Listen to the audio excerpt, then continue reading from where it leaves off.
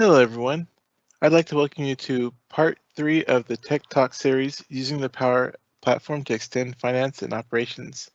Today's topic is Power Automate. My name is AJ and I will be your moderator today. We are broadcasting this web conference through Teams live events, and the audio can be heard through your device speakers. Today's web conference is being recorded on behalf of the Microsoft Corporation. By participating in the session using Microsoft Teams, your name, email address, phone number, and/or title may be viewable by other session participants. If you do not consent to being a part of the recorded session, please disconnect at this time. Closed captioning will be available in the following languages: Spanish, French, German, Italian, Chinese, and Russian. To turn on closed captioning, click on the gear icon found in the lower right-hand corner of the video pane.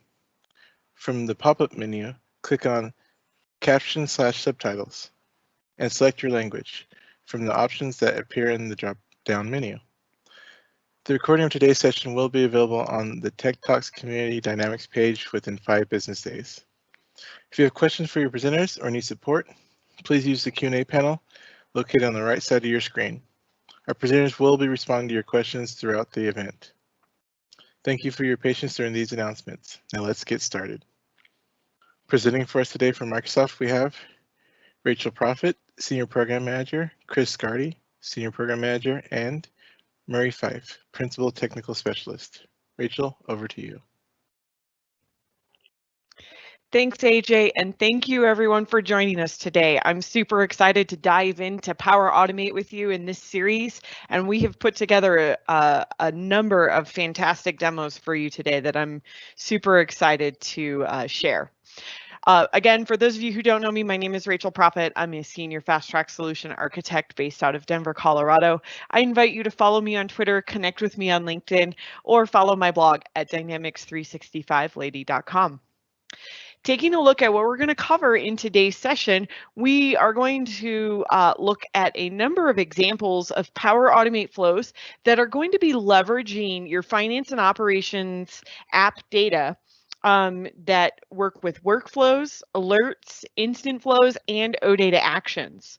We're also going to review some examples and talk a little bit about some flows that leverage finance and operations apps data that are related to custom business events and some scheduled flows. For each one of the flows that we're talking about, we're going to discuss tips and tricks for each of those Power Automate flows that we are demonstrating. Just a couple housekeeping items for you so that you're aware. All of our demonstrations today have been pre-recorded. So those videos have all been sped up, and we will be talking to those videos throughout this session. The full length normal speed recordings are going to be available with the recording of this session. We understand that they're a little fast and it might be a little difficult for you to follow, but to ensure that we could show you as many examples as possible and to fit all of these great demos in, we did need to speed them up a little bit for this session since we only have an hour. The other thing to note is that all of the examples that you're going to see today will, the solutions will be made available, and the links to those solutions and those full-length normal speed videos will be made available as well with the recordings. So with that, let's go ahead and get started. For our first example, I'm going to hand it over to Chris Scardy, who is going to talk a little bit more about using Power Automate with workflow. Chris? All right, thanks, Rachel. Yes, our first scenario is a classic. You can use Power Automate to handle the approval of a finance and operations workflow. In the example shown here, you can see an example of using a Power Automate flow to facilitate the approval of a purchase requisition. In this example, a Power Automate flow is triggered when the work items are created as part of the purchase requisition approval workflow. So we refer to that as the work item created event. This flow validates that the work item is ready for approval and then sends a Power Automate approval request to the assigned user. The user can then see that approval request in their email, on their phone via the Power Automate app, and of course inside of finance and operations as they normally would. The approval possibilities are endless, since that approval request can also be routed to other apps and services like Teams, as mentioned here in the slide, and text messages. The user can then use any of those mechanisms to review the information provided and approve. We've had a lot of positive feedback about the email approve requests capability in particular, and it has been especially popular with those customers and partners that remember the old Azure Service Bus feature from AX 2012. The flows triggered by the work item created event or any other business event can also take advantage of the 300 plus connectors in the Power Platform ecosystem to perform other actions like sending notifications to other users, sending data to other business systems, or kicking off other automated processes. Creating a Power Automate flow that facilitates approval of a finance and operations workflow is made really straightforward by a template that already has the appropriate steps to execute the validate and complete actions on the work item entity in finance and operations, and to send the approval request. Once you have that basic flow created, you can add other actions as needed, such as the extra notifications that we talked about, or sending the approval request to additional locations. The links at the bottom of the slide provide more information about enabling the scenario. Rachel, you can go to the next one. So the demo that we're going to be looking at is setup of a purchase requisition approval via Power Automate. We're going to examine the finance and operations workflow configuration, build an approval flow from a template, create the requisition and submit it, approve it via email, inspect the completed flow run, have a look at those values in there, and then review the approved requisition. All right, Rachel, you can play that. So maker setup of, where are you? So yeah, this is maker setup of purchase requisition approval via Power Automate. So the purchase requisitions, of course, are shown on the all purchase requisitions page. The purchase requisition review workflow is available from the procurement and sourcing workflows page.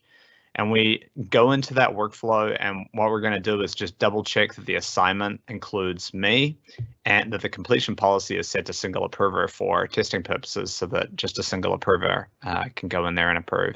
We also want to make sure that the automatic actions are turned off, at least for testing purposes, so that we're catching all of those approval requests inside of Power Automate.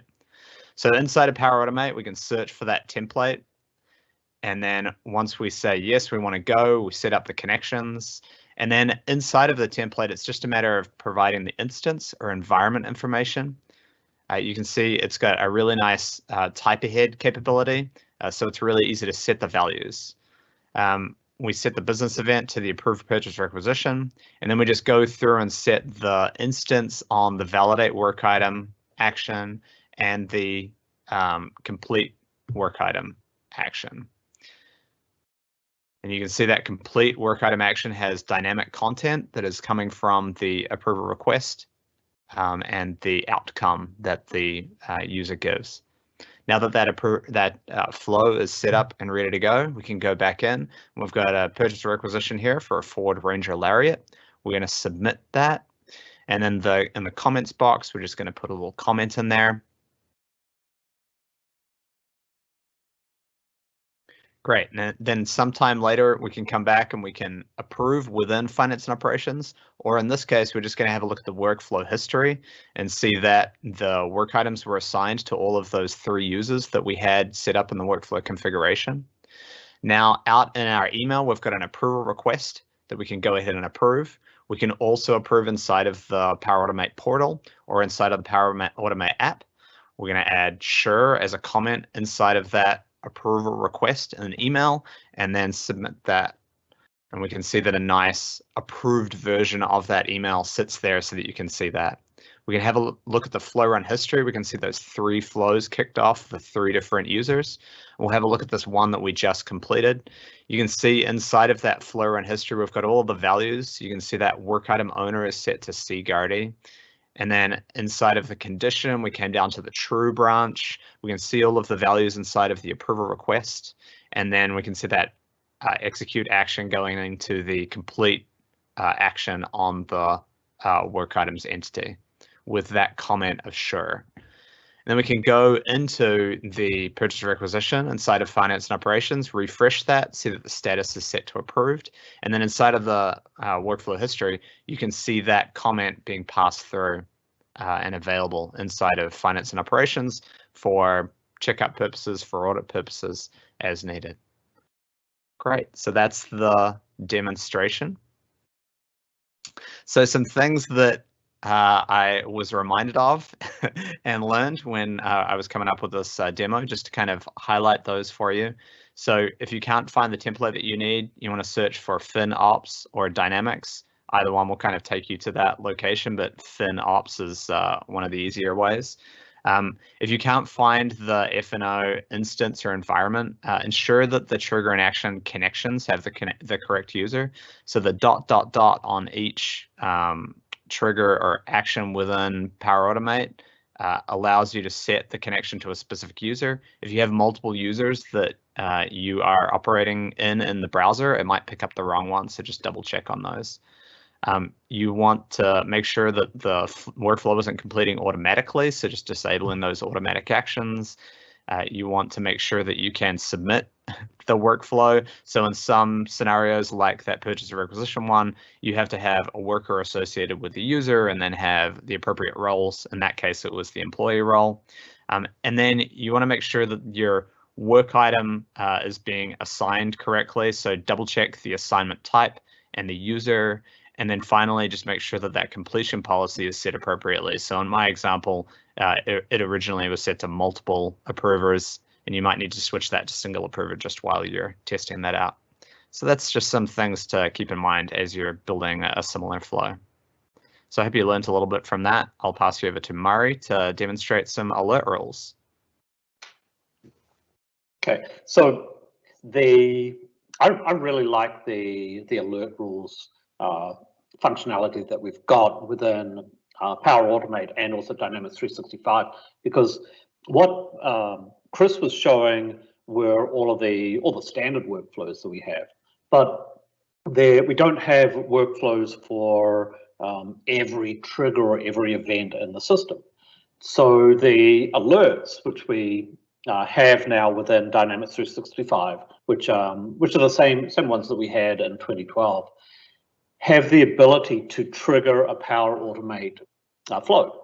So what that means is that we can go out and we could add alerts to tables. So when records are created or deleted, we can add alerts when anything is changed on the record, or when, for example, an individual field is changed, and then go out and process an alert based off this. So one of the examples that we sort of worked through with this scenario was going out and processing a vendor when they're created. So when a vendor's created, you may want to have automation associated with it. You may want to request a W9 from them. You may want to put items in SharePoint. You may want to notify people around that, and all of that is triggered off the one step, which is a vendor being created. So Rachel, if you want to move to the next slide. So what we're going to do in this is I'm going to go out and create an alert rule in finance and supply chain, and it's going to be based off the vendor. Then we're going to build a flow associated with this, and then send out an email to the vendor, and maybe do we could extend that out to do a lot more. So let's look at how we did this in the video. So for all of you that don't know how we create alerts, all we do is we go up to the options page and we just say, I want to create an alert. And the important thing is you need to set the send externally flag on this. So as soon as you set this up, then you'll see that we'll have a list of alerts that are running in the system. So now what we can do is we can just go into Powerautomate and create an alert, and the category is alert. And this is pretty much all we need to do right now. I'll show you in a second how we go out and filter these out, but I'm just going to quickly run through this. I'm going at warp speed here, creating an email associated with it. And then what's going to happen is that when the alert gets triggered, when a new vendor gets created, then it's going to trigger that alert. Now, also what we'll see when we go into the business events catalog, we'll see that it's automatically creating these alert endpoints that are associated with the flow. So in the back end, it's creating that. We don't have to worry about that. So say, for example, I go out and I test this out. I can go out and create a new vendor. It's just going to, I've created the vendor now, and I can go back into Flow, into Power Automate. And within a couple of seconds, it runs and it actually says that an email's been sent. And now I've got a notification associated with it. Now, the one problem though is that business event, there's really only one alert type of business event. And all, if you create multiple alerts, then they'll all run at the same time. So what you can do is if you go into the settings for the alert, then you can add a trigger condition. And this is really important. And what I did here is I just said, if the this will only trigger when it's associated with a vendor table. So this goes out and allows you to not fire the flow unless it's a vendor table alert. Now, what I'm doing here is I'm going out and I'm creating another type of alert. And this one was when a field's changed. So in this case, when the 1099 box is flagged on the vendor. So when this runs, this returns back a payload. Now, what I found, and I'll talk about this later on with what I've learned, is that not all of the fields are available directly from the alert. So if I need to go out and get a record there from the system and use the object ID like I'm doing here, then I need to use that parse JSON step that I had in there. And I can go out and get a record, in this case a vendor record, and I can pass through the data area ID and the key, which is the vendor. And now I can go out and I can add an email associated with this. And in this case, I'm going to send an email with options to say, do I want to, do we need to approve this? Or I think actually here, I'm just going to send the email. So I'm going out and I'm looking up the primary email from the vendor because I've looked that up. I'm going to have a welcome message that's associated with it. And then also I'm going to add in the name from the vendor account and then add a polite body into this for the notification that the vendor has been onboarded at this point.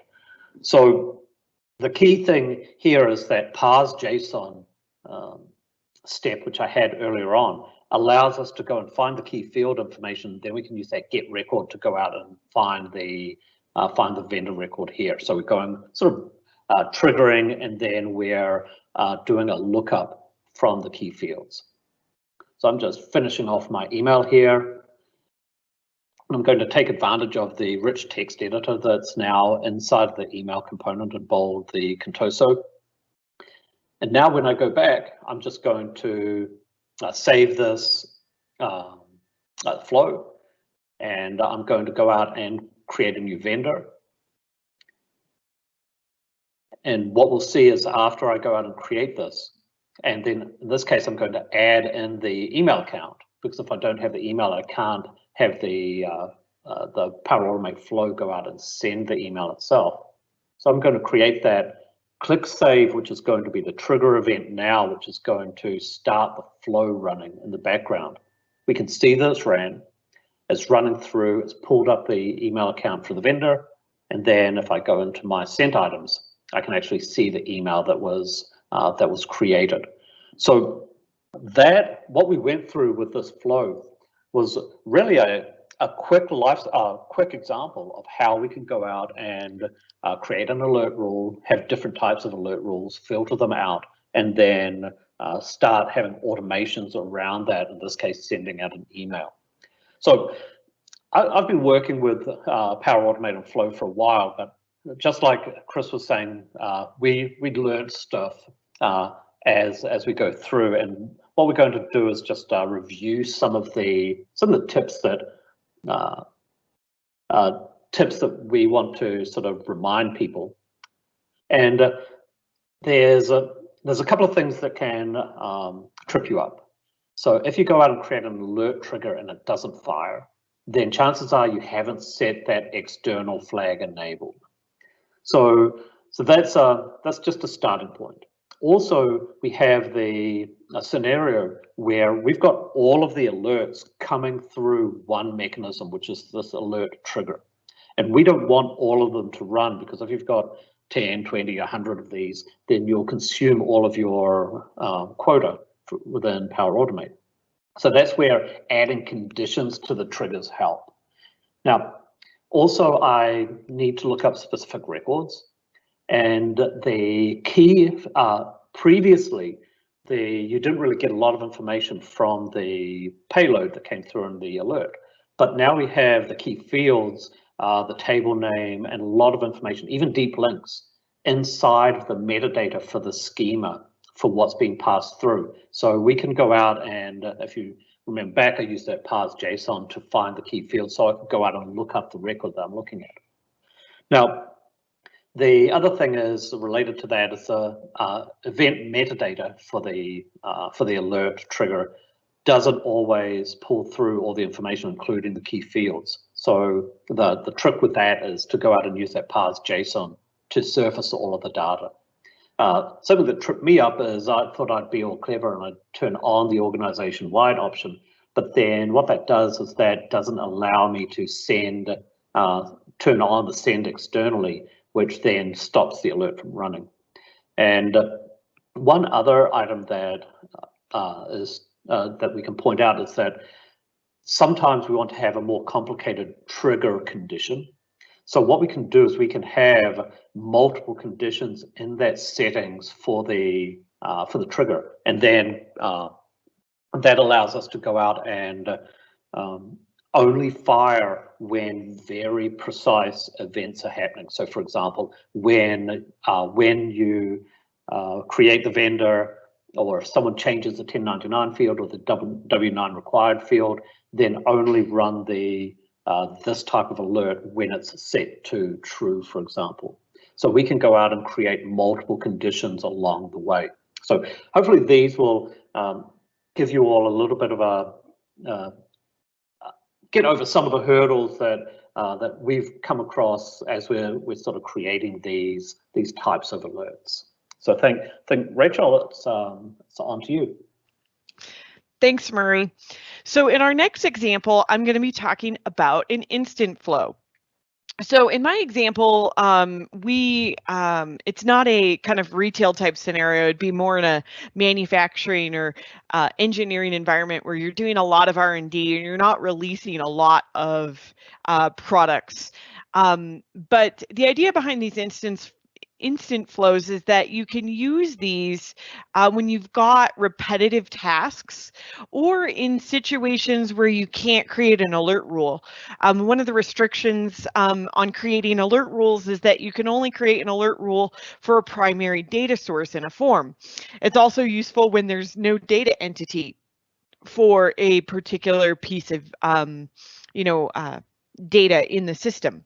So in my example, we actually have the user manually click a flow button. And the way I'm having the user do this is through a team site. So I created a team site with a channel in it.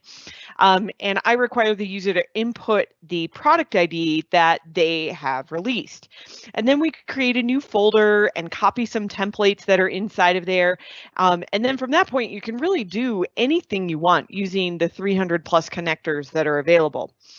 One of the things to note with the instant flows is that in the current setup, a user does have to manually click that flow button in order to start it.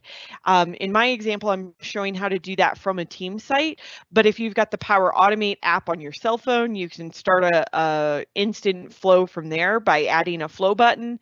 And if you do have an instant flow, you'll need to make sure that you share or invite others to the flow in order to allow them to use it.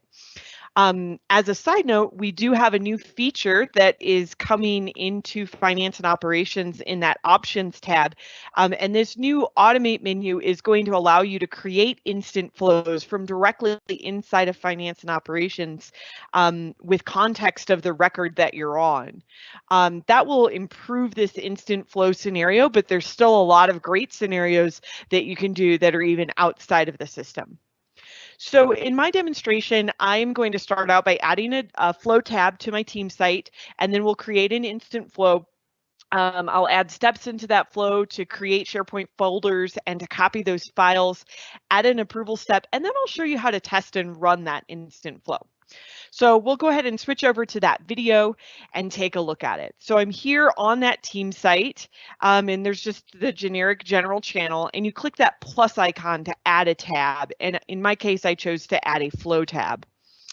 This will open up. If you don't already have flows, you'll see the templates. Otherwise, you can click that new icon to create a new flow.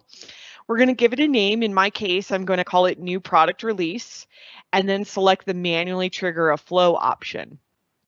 This will open up the flow right inside of Teams, and then I'm adding an input. So in my case, I wanted them to input that product number, so I'm updating the name and the description of what I want them to add. So then we add a new step to this flow, and here I'm going to make a connection to Dynamics 365.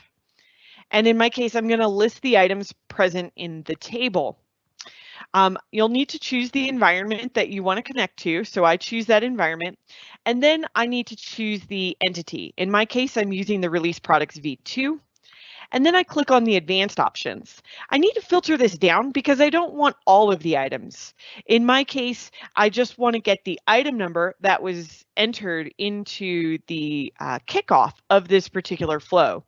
And then I'm also filtering it down so I only get one record. You could just as easily use a get record in this case if you know the object ID.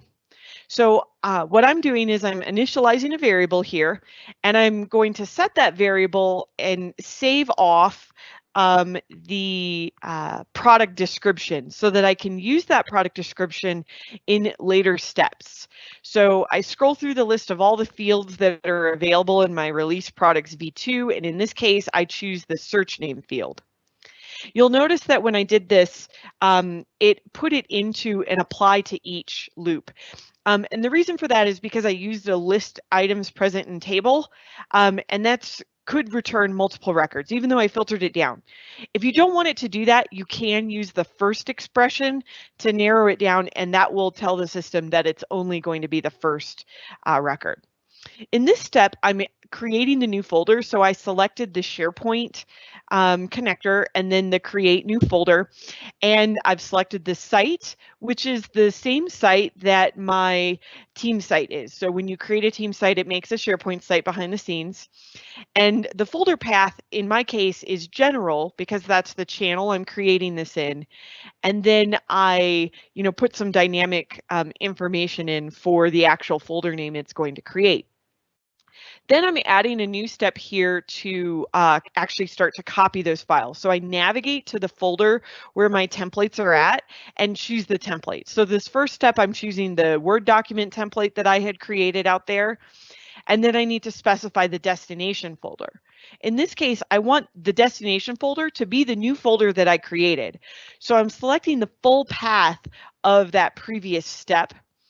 And then I repeat this, and the kind of last step that you saw there is where I'm telling the system if the file already exists, then fail this action. So I'm repeating this, and this time all that's different is I'm choosing the Excel file. So again, I choose that full path from the previous step for my destination folder and select to fail this action. Then the last step here is I'm going to start and wait for an approval because I might need some sort of approval from my marketing team. So I put in those details here. I'm using dynamic information, so the product number that was input and the variable for that product description that we saved off, and adding some static text as well. I assign this to myself, the demo user that I'm using. And then I put in the message body of that particular email. So again, I'm using some dynamic fields with the product number and description, and then some static text to make that message a little bit more clear to the user as to what they're supposed to do. You can also add item links. In my case, I didn't do that, but now we're ready to test. So I click test and say I'm going to perform the trigger action. And the first time you run one of these flows, you'll have to confirm your connections. So I enter in the product number and click to run. And as soon as you click done, it will take you to that flow run where you can see the details of it running. Depending on your flow and how many steps are there, it might take slightly longer. But if I switch back over to the Files tab, you can see that my folder and my files were copied. Now, I went back to my Flow tab, and you can see that I'm clicking that Run icon. This is how the user would actually run this flow from the team site when they're ready. So they'll just come, they can see the list of all the different flows, and they click that play icon, and you can see that a new folder was created. If I were to drill into that, I would see those additional items.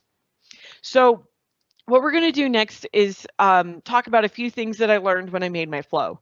So the first one is that the OData query filters that you saw me use, where I did item number equals, you know, the variable that was passed in the first step, are case sensitive to the field names. And if you're not sure like what the actual field names are or what fields you have available when you're making an OData filter, what you can do is you can add \data and then another / and the actual name of your entity. So in my case, that was release products v2.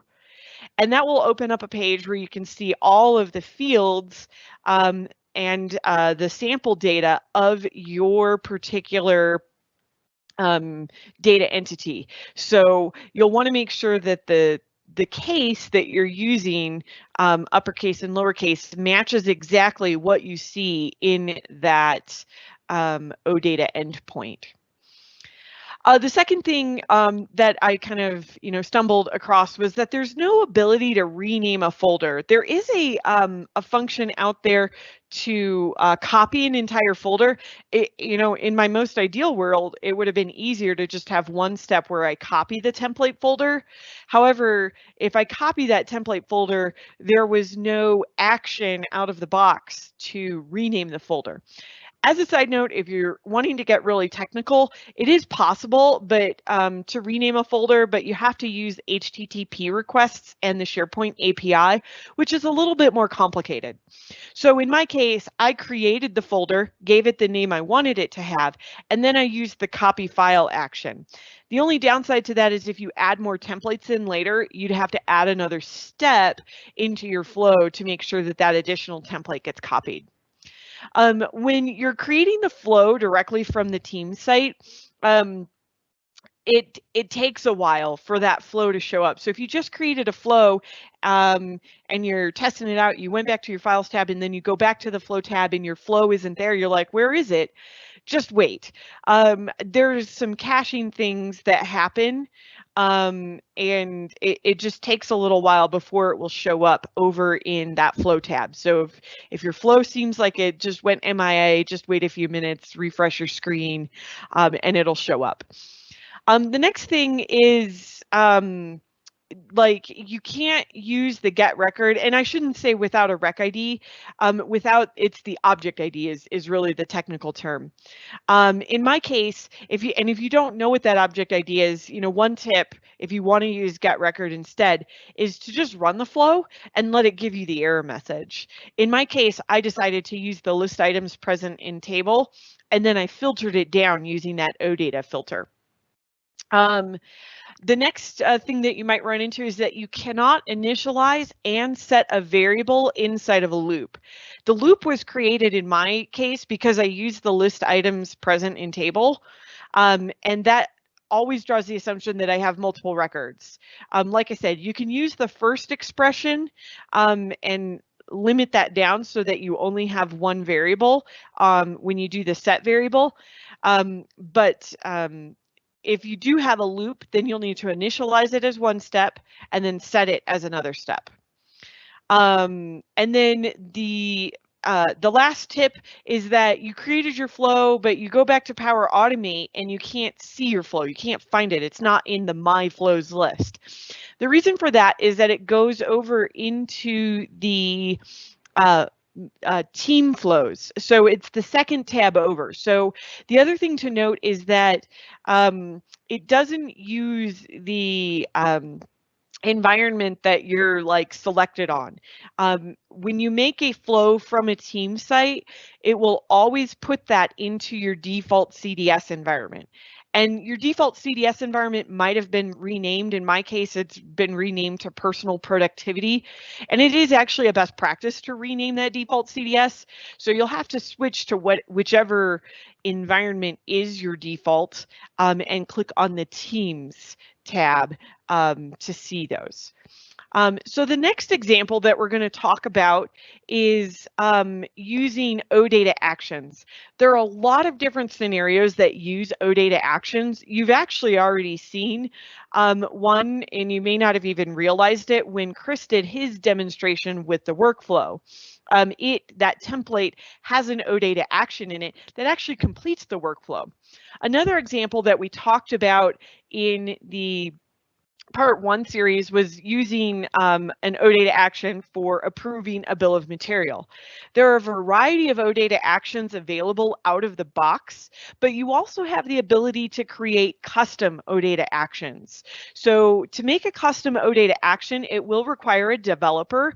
And so if you have an existing entity that you want to extend, or you want to make a brand new entity, you can create custom OData actions that call any code and perform any sort of action inside of the system.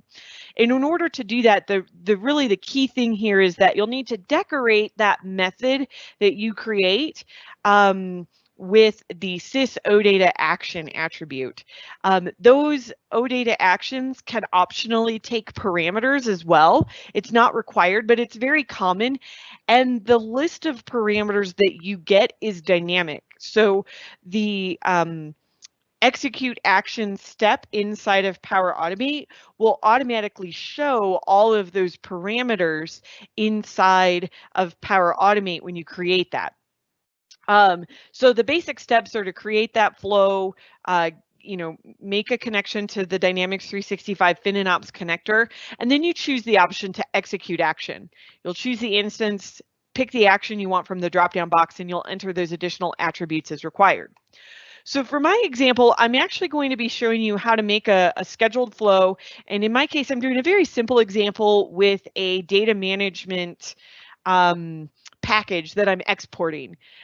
You could use a very similar process. I'm doing a mobile notification to indicate that the file was exported, but you could also use this flow to do the full orchestration of the file as well. So let's go ahead and switch over. I'm here in Power Automate, and we'll start this video. And what I'm going to do is click on flows, and then I will click to create a new flow and choose scheduled from blank. You'll give your flow a name, and then you can select the frequency that you want your flow to run. So I'm starting it basically immediately and setting it to run every 1 hour for this example. If you create it and you're like, oh, I want to change that, you can always reopen that flow and change the interval, the frequency, the time zone, or the starting time. Then I add a new step and I connect to Dynamics 365 and choose execute action. I choose the environment I want to connect to. And in my case, I'm going to use, like I said, that data management. So I start typing and I get down there and I choose the option here to export to package. It's not uncommon sometimes when you're using those execute actions that you might get a temporary error message. Once you pick the action, that error message should go away. So I'm indicating which definition group ID. This is the name of the project inside of finance and operations that you want. And then you give it a package name. That's the package name it will use. And then what I'm doing is I'm parsing the JSON. In my case, I'm taking the output of that execute action because it will give me the full name of the package that's exported. You can see it there in the value. So I'm copying in that sample schema. If you don't have your sample schema, the easiest way to get it is to just test your flow, run it once, and then you can copy and paste that from the flow run. In my case, I'm doing a mobile notification here and indicating that the value has been exported. I could be much more sophisticated with this and do a lot more steps, but when I'm ready, I can test that flow, click done, and then you can see it's running. It's now sent that notification. What I'm going to do is switch over to finance and operations.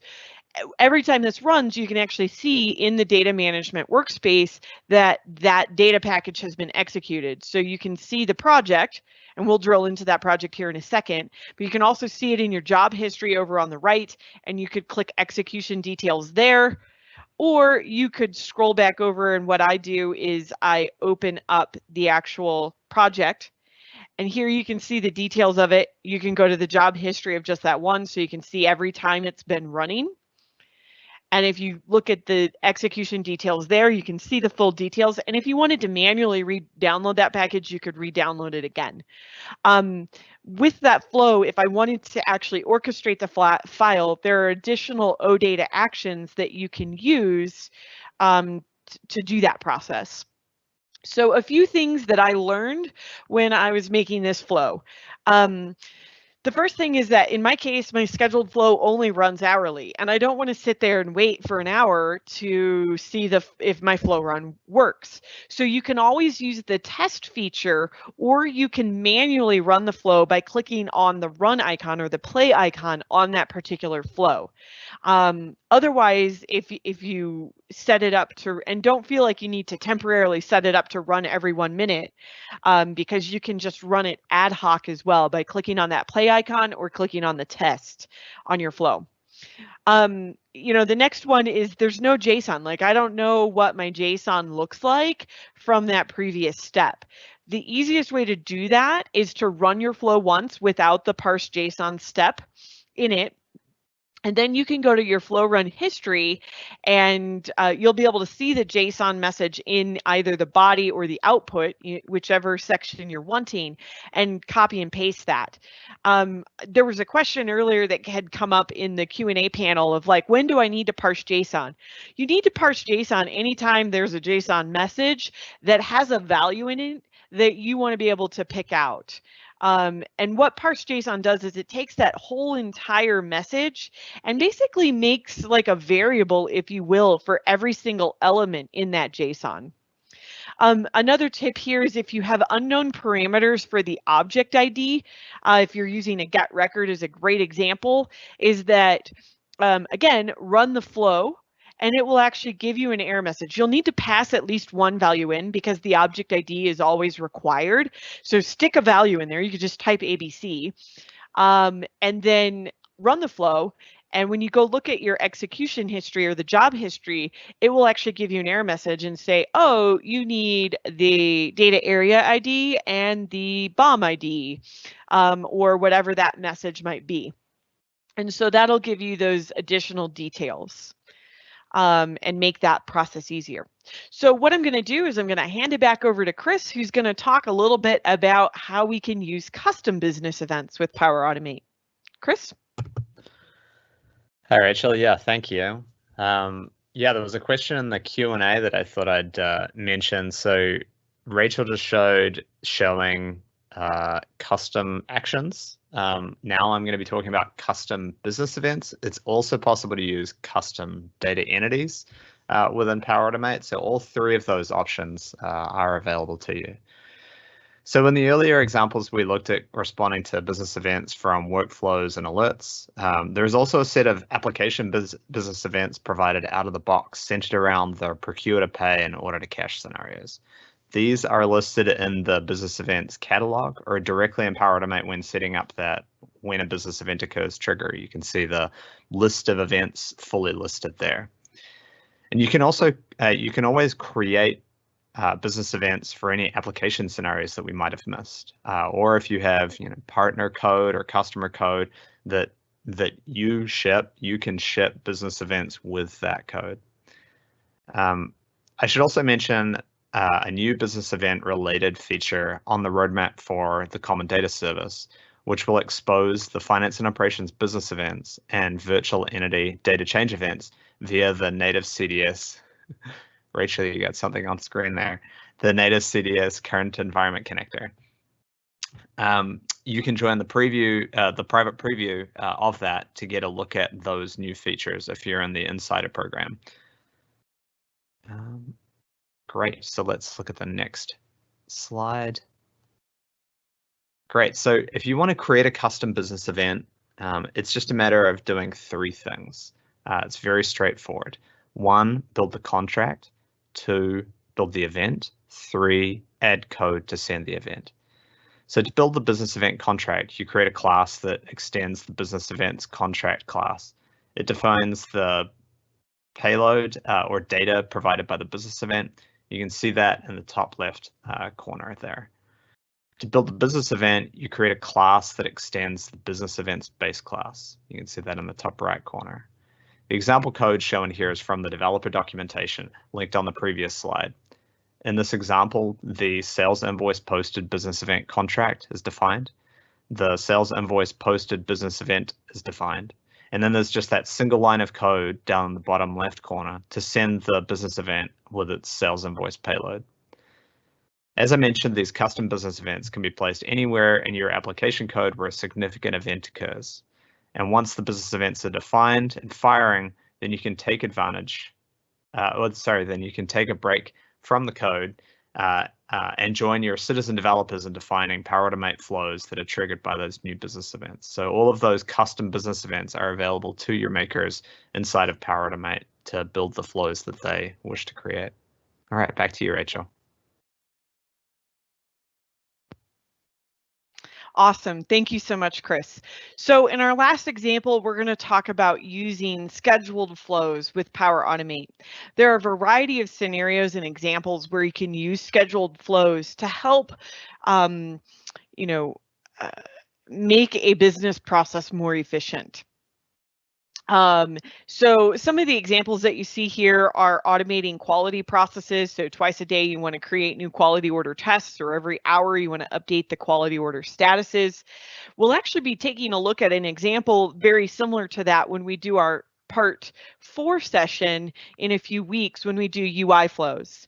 Some other examples are automate month-end processes. It's not uncommon that finance teams will have very repetitive tasks that happen during month-end. So one example is to copy all of your month-end checklist items from the financial period close workspace out to a team site or to a planner on a specific day of the month. Or we might want to automatically perform an action. So I might want to run a particular report, or I might want to copy data or post journals on a specific date and time. You can also use them to process a list of items. So checking credit limits and then sending those out to the sales reps as an email notification, or checking the status of your journals once per week, or reminding your employees that they need to post their timesheet at the end of each day.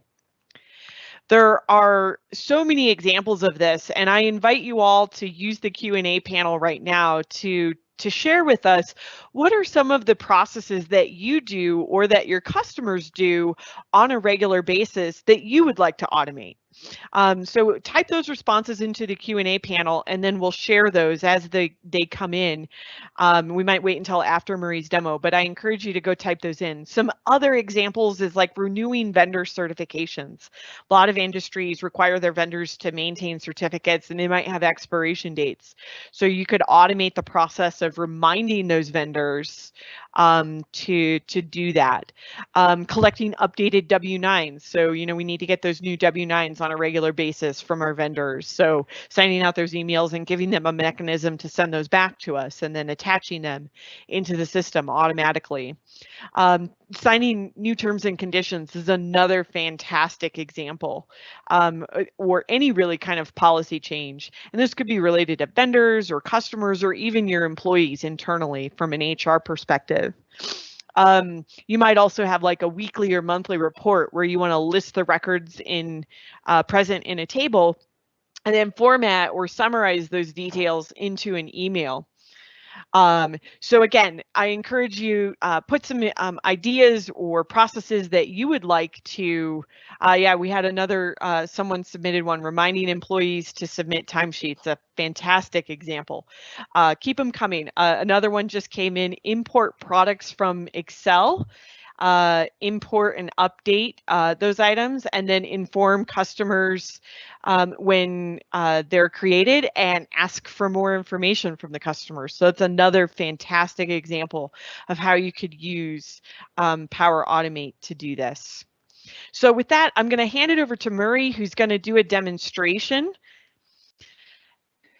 Yeah, and this example that we have here is a simple example, but what it does is it shows how you can go out and use a recurrence. And in this case, I'm going to run this this process every week. So I'm just running this once a week so that I can get a summary, but I could run that monthly or hourly, however I want.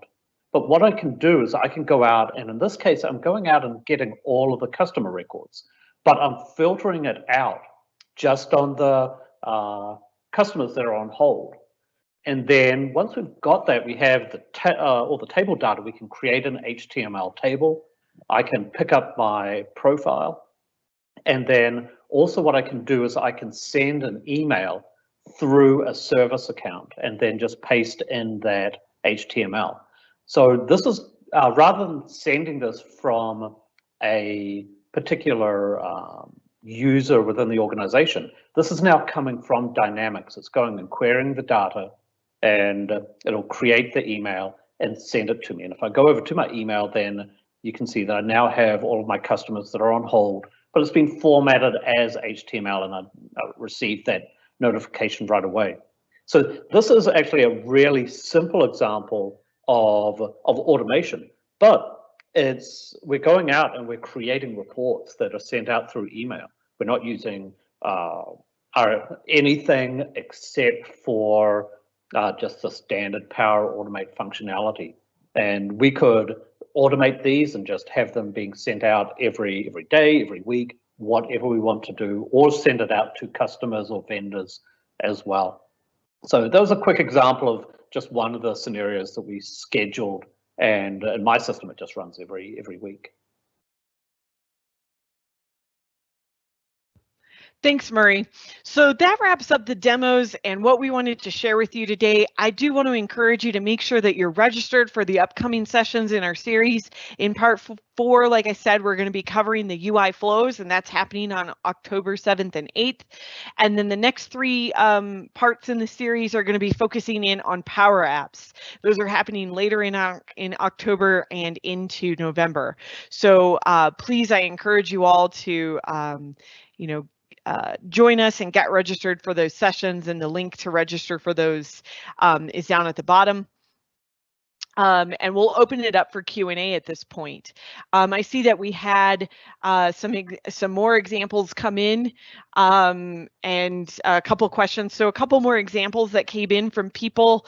Workflow approvals, mid and end probation review, and price agreement renewals. Thank you. Those are some fantastic examples. Another one came in for creating purchase requisitions in F&O. So great. Thank you for that suggestion. All right, so now it looks like we've got a couple of questions. So we've got one, I think, for Chris. Someone asked, can I say that the native D365 F&O workflows will be replaced by Power Automate? Chris, can you take that one? Yeah, so this question came up yesterday as well. We're working on making it so that Power Automate can extend finance and operations workflows. We're not looking to replace the finance and operations workflows at this point. We want, as I showed, you can extend them today, extend the finance and operations workflows today, so that you can do approvals in facilitated by Power Automate. We want to make it so that you can do more extension. We also want to make it so that you can do approvals solely in Power Automate rather than going to the finance and operations predefined workflows. Yeah, we want to kind of create a whole ecosystem of workflow options for you. Thanks, Chris. So we had another question come in. Can F&O event trigger a flow now? Yes. The business events in finance and operations are what are required in order to trigger a Power Automate. Some new functionality is coming soon as well in the future that Chris talked a little bit about for the business events being surfaced in Power Automate, as well as the virtual entity CRUD actions being enabled as a possibility to trigger. And that kind of plays into another question that came in that someone was asking about what advantages do virtual entities have versus the entities in the F&O connector for Power Automate. And that's a great question. So the virtual entities, as of right now, do not support triggers for CRUD operations.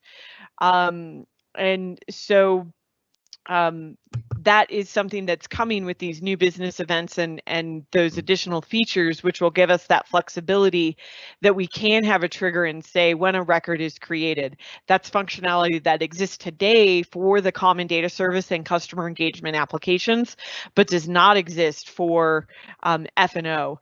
One big difference between using the F&O connector versus a virtual entity connector, and I don't know, Chris, is probably the OData actions. Are OData actions available on a virtual entity, or would you still need to use the? Yes. No, those are available today. So with the CDS, with the finance and operations virtual entities in CDS, you can do data operations and you can call the OData actions, including the custom OData actions that Rachel mentioned. And then the work that's going on now is to expose all of the data events for those virtual entities out through CDS as well. So you'll be able to get those create, update, delete events via the CDS current environment connector in the future. In addition to piping the business events from finance and operations through to CDS, so that those come out as well through the CDS current environment connector. So a question came in, why are you choosing to use Power Automate rather than a logic app? The last demo might as well have been a logic app, correct? My concern is in regards of Power Automate is deployment, application lifecycle management, how to make sure that our flows are being deployed to all environments without having to set them up in each environment. Wow, that's a loaded question. So it's like 4 questions altogether. Yeah. So Power Automate is built on logic apps. It provides some capabilities on top of logic apps. Yes, you could create a number of these demos using logic apps or Power Automate. Power Automate provides a really nice maker experience, enables you to kind of leverage that citizen developer resource that you have in your organization, so that the subject matter experts can go ahead and build automations directly. There's a lot of capabilities being put into Power Automate right now with regards to deployment and application lifecycle management, moving those flows across environments. I'm actually, as of 2 months ago, the PM in charge of that now. I'm the PM for administration and lifecycle scenarios in Power Automate. We just last week, I think it was, released the connection references capability as a public preview, and I mentioned that I put a link to the blog post related to that in the Q&A. And we're working on environment variables so that you can use environment variables really easily inside of flows, so that when you move those flows between environments on import, the administrator will be prompted to provide connections for all of the connection references and provide values for all of the environment variables to make sure that the those environment variable values and the connections are associated with that environment rather than the old environment. So we're doing a lot in the application lifecycle management space to further empower the use of Powerautomate. And I also posted a link into the Q&A panel as well for a tech talk that focuses in on ALM for the Power Platform. So I encourage you to watch that. There is a very strong ALM story. It's been used for CRM and the customer engagement apps for quite some time. That is the same story and a lot of great information and tips that you can get from that tech talk as well. There's another question here about if I create a flow based on a business event and somebody else triggers the business event inside of finance and operations, will your flow execute? Yes, it will. If yes, which users' credentials are used for that connection? So it's whatever connection information is set up inside of the flow. Yeah, so you want to make sure that the connection information is set up appropriately.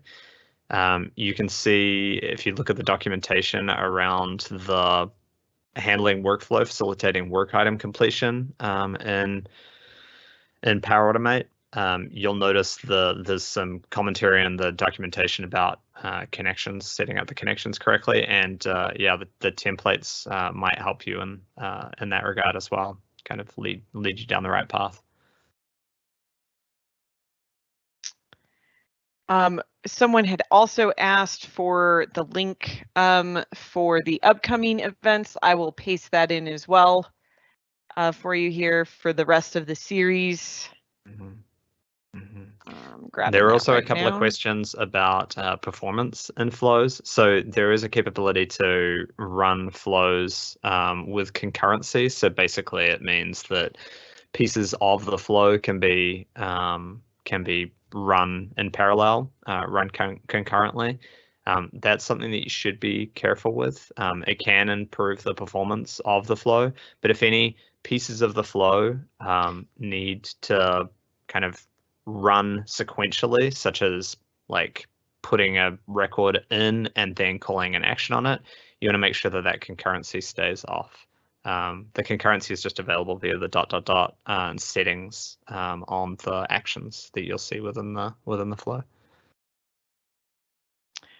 All right, I think that wraps up the time that we have for today. So we'll go ahead and hand it back over to AJ. I do want to thank everyone for joining us today, and I hope to see you on part 4 in a few weeks. Thank you, and I've posted a link to a short survey in the Q&A panel, and I would like your feedback on today's session and hear what you'd like to see in future events. Take us a couple minutes. We do appreciate your participation. As a reminder, the recording of today's session will be available on the Tech Talks Community Dynamics page within 5 business days. I'd like to extend a big thank you to our presenters and to our audience for logging in and joining us today. Please stay safe and have a great rest of your day or evening wherever you are.